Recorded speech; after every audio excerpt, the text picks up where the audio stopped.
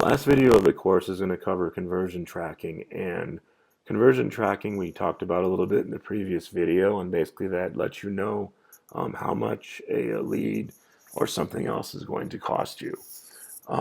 So here we go to, if you click on the left after you log in and go to conversion tracking,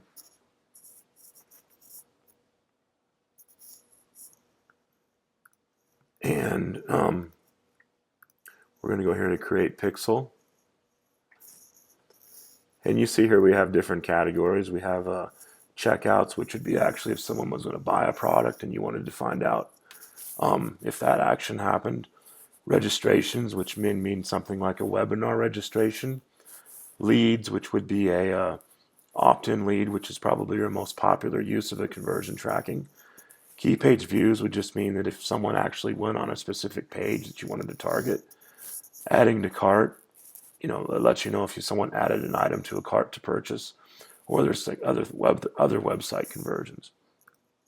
For this example, we're just going to do leads, and we're just going to call this one opt-ins.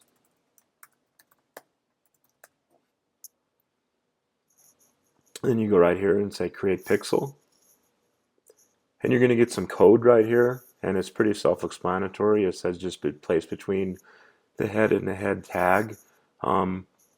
This is if you're going to use like Aweber or GetResponse, there's a section for this. It's like an analytics code or tracking code. If you have any questions with something like that, just simply ask your autoresponder or whatever you're trying to track where you would place code that would go in between the head and the head tag. And you just simply would copy and paste this. And what this is going to do is it puts it in small 1x1 pixel on the page, and if it's detected, that's going to cause it to trigger, and you're going to know if you had a conversion or not. And this is how you actually track how much it costs for a conversion, whatever it may be. And this is critical if you really want to know if your advertising is being effective, and for like optimizations and things like that. So once you're done with that, you would just copy and paste this. You would say close. You see here where it says unverified. All that means is you haven't copied and pasted it to the server. Once you copy and pasted that piece of code over to your autoresponder, you'd see this would go to a verified, and then you're going to go back down in your reports and you're going to start seeing conversion tracking. So that's really conversion tracking. There's not a whole lot to it. It's just a copy and paste thing. And that also concludes this course.